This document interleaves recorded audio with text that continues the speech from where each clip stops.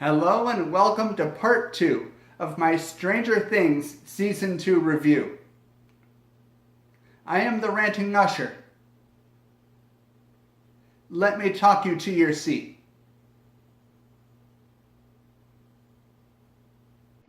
Major spoilers lie ahead. Early on in the season, Dustin discovers a new pet, whom he assumes is a pollywog, also known as a North American tadpole.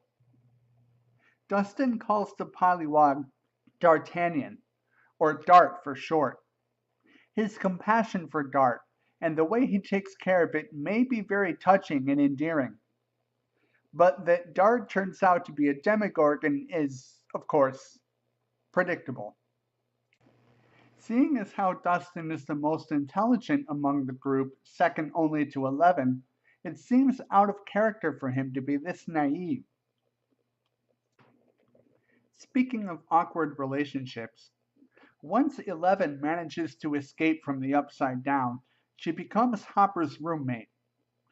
For a while, they get along as well as ever. That is, until Hopper tries to be both a father figure and a cop at the same time. Hopper goes to great lengths to shelter 11 from the outside world with the means of protecting her. They have a huge blowout, which results in 11 running away trying to find herself. The clash that inevitably occurs between an overprotective parent and a free-spirited child may be a heavy-handed trope, but the performances of both Minnie Bobby Brown and David Harbour are so fantastic in this episode that I'm willing to give it a pass. The direction Eleven's character takes after finally breaking free from Hopper's reclusive cabin may be fascinating, albeit a little strange and out of sequence.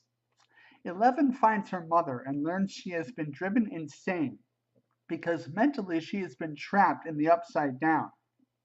11 also learns her real name is Jane and that she has a sister, 8, or rather Carly, who has become a hoodlum on the streets. She tries to get 11/Jane to join her clan, thus attempting to turn her into a reckless, evil 11. All these things may add depth and dimension to 11's character and background, and they may have implications for her future, but the entire subplot is misplaced. It could easily have been reserved for Season 3. At least there they can expound on it more and create a broader and more satisfying character arc, always assuming this will jive with the plot that may or may not have already been written for Season 3. Still, I doubt we've seen the last of Carly. I want to talk about Sean Astin's character, Bob Newby, before going back to 11. Bob is a devoted, loving partner for Winona Ryder, who, I might add, still delivers one of the most dedicated, most emotionally challenging performances of her career as Joyce Byers. Yet Bob is more or less depicted as an outsider. He is never brought into the fold entirely about what's going on with Joyce's son Will.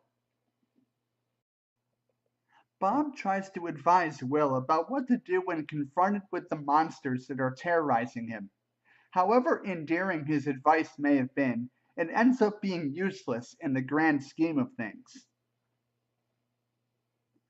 Bob even tries to contribute to the 80s nostalgia that the show tries so hard to capture. Many of the references to this decade are blended well with the general flow of the series and are seen as a nice touch. But this homage to the Goonies, iconic classic film though it is, seems ad-libbed, self-serving, and unnecessary. This is one instance where the Duffer Brothers, or perhaps Sean Astin himself, were trying too hard to appeal to the 80s demographic. Bob shines toward the end when he enables the others to escape from the demo dogs, albeit at the expense of his own life. Despite how irrelevant he may sometimes be, Bob has been a delightful addition to Stranger Things, which makes his death very difficult to watch and one of the most shocking moments of the series thus far. However, his loss may pave the way for a future relationship between Joyce and Hopper, although that remains to be seen. So we really needed a pick-me-up following such a heart-wrenching scene, and Eleven's return delivers tenfold. It is perfectly timed and perfectly paced. Truly a jaw-dropping moment for me, as I'm sure it was for many others. And it was such a relief seeing Mike and Eleven reunited after having been separated for so long.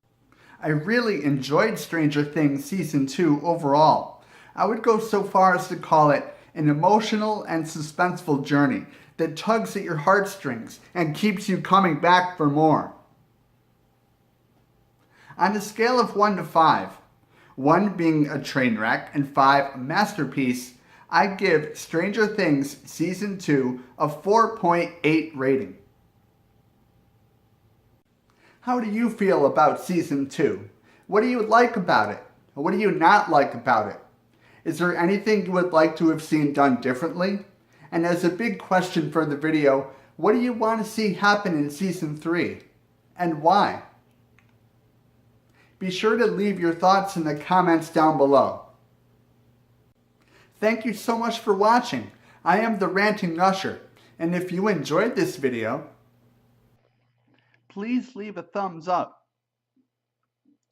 You're also welcome to share or subscribe to my channel for future videos if you haven't already, and I'll see you next time.